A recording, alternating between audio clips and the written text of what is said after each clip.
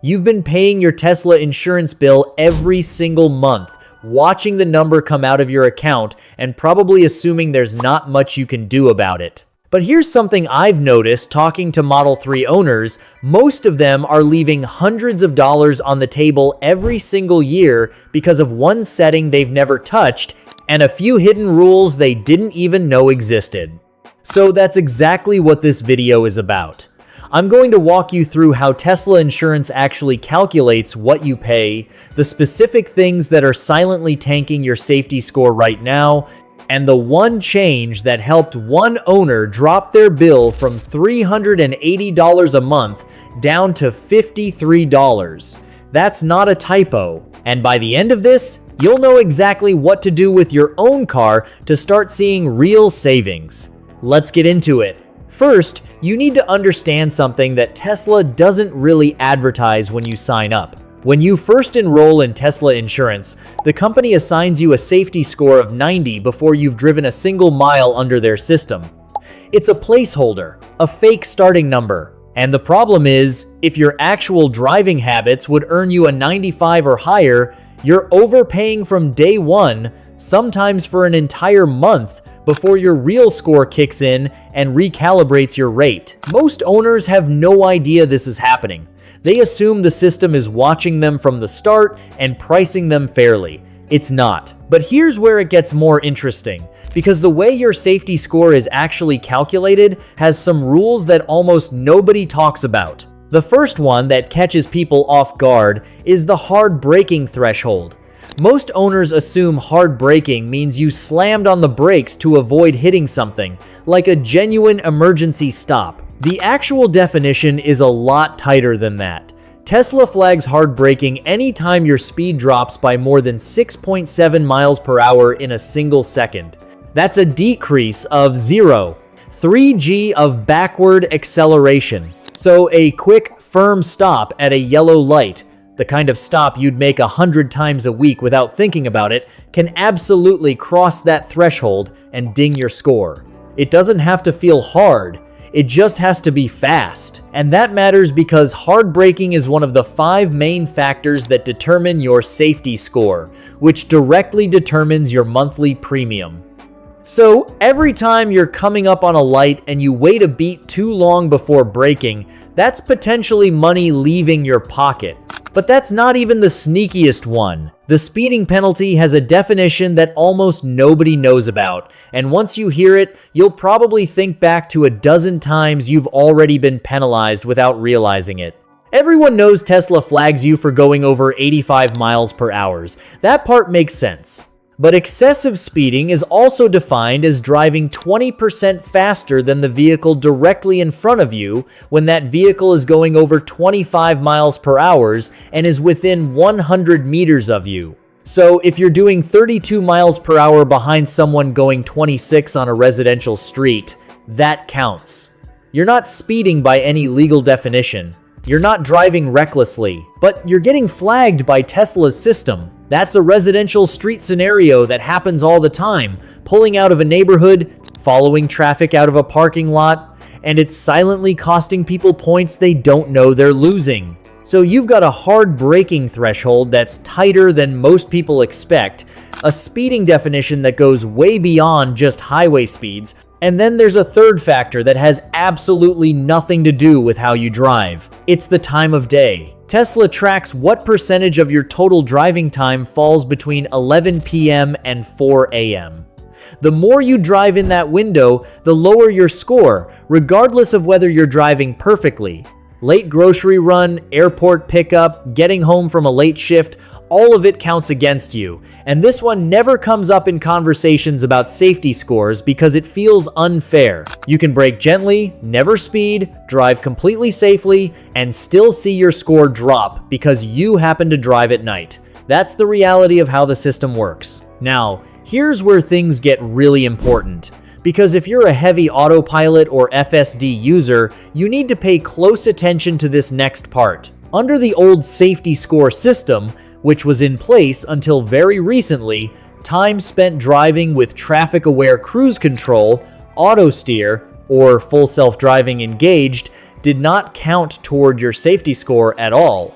Neither did the 5 seconds immediately after you disengaged those systems. On the surface, that sounds fine, but think about what it actually meant. If you spent most of your driving time on autopilot, only a tiny sliver of your driving was being evaluated. And if anything happened during that small manual window, one firm brake, one moment where you were going slightly faster than the car ahead, it had an outsized impact on your score because there wasn't enough other data to balance it out. Tesla's own autonomous features were quietly making some owners look like worse drivers than they actually were. That's not a small issue. That's a fundamental flaw in the scoring system that heavy autopilot users were living with, probably without ever connecting it to why their premiums weren't as low as they expected. But this is where the story changes, because Tesla just fixed it, and most owners haven't heard about it yet. On the 14th of April, 2026, Tesla officially launched Safety Score V3.0, and the headline change is this: every mile you drive using FSD Supervised Now earns a perfect score of 100. Every single mile. So instead of autopilot usage being a blind spot in your score, it's now actively working in your favor.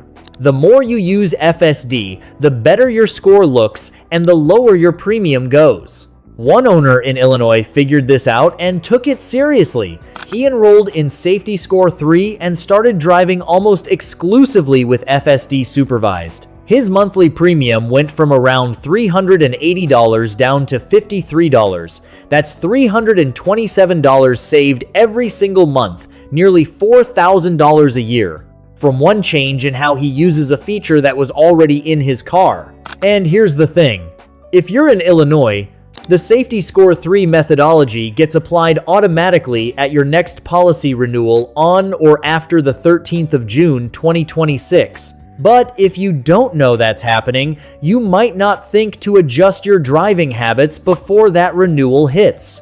You could be sitting on a massive discount and not taking advantage of it simply because nobody told you this was an option. So if you have FSD or even just standard autopilot features and you're on Tesla insurance, it is worth going into your Tesla app right now and checking which version of the safety score methodology you're enrolled in. That one step could be the difference between your current rate and something dramatically lower.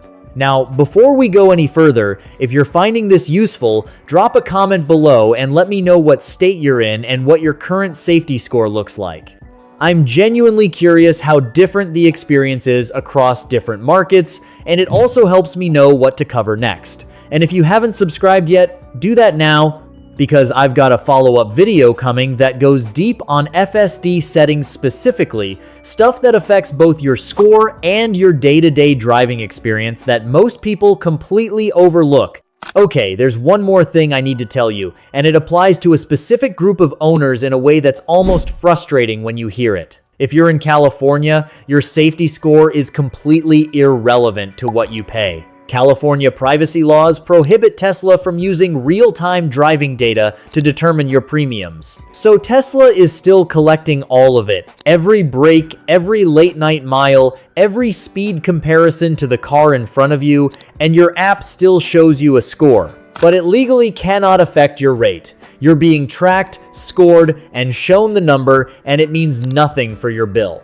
Meanwhile, Tesla Insurance just got approval for a 12.4% general rate increase in California, effective August 2025. So California owners are dealing with rising premiums with no real mechanism to drive them back down through better driving behavior. And there's one more thing about Tesla Insurance overall that's worth knowing, not to scare you, but because it's information you should have when you're deciding how much to rely on them long term. Tesla's insurance carriers reported a net underwriting loss of $42 million in the first 9 months of 2024. The California Department of Insurance also found that Tesla's head of claims position was vacant for extended stretches, with 3 different people in that role over about 2 years, and customer complaints jumped from 83 inches 2022 to over 1,400 by 2025. The company pricing your Model 3 insurance is under real financial pressure right now.